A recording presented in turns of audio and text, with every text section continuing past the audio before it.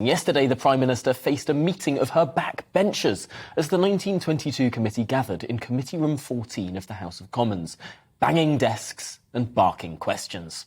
It's the first time she's addressed the meeting since the mini-budget, after which the Labour Party stormed considerably ahead in the polls. Well, let's speak to someone who was at that meeting now. Andrew Bridgen is the member for Parliament for North West Leicestershire, was in the room. Andrew, what did you make of the mood?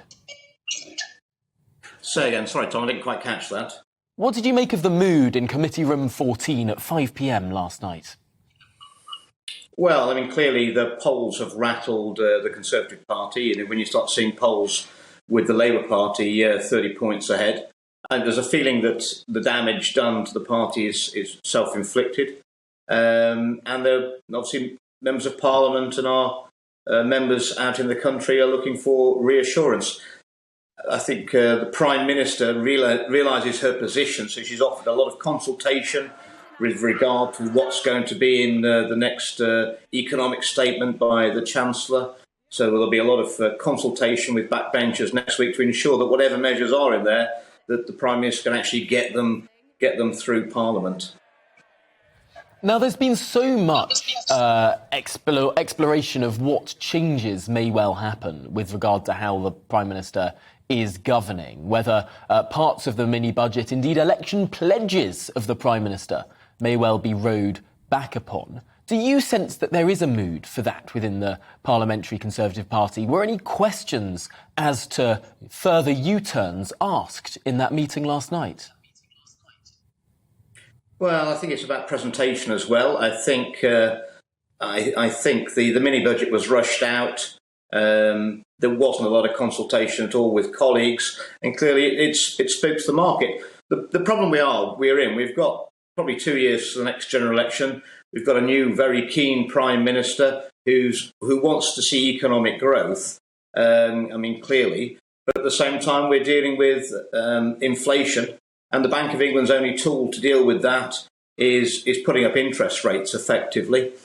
And I'm really not sure how inflation driven by commodity prices, mostly energy, oil and gas prices, because of what Putin's done in Ukraine, how putting up someone's mortgage payments, apart from throwing us into a recession and depressing demand for all goods, is actually going to sort out this inflation.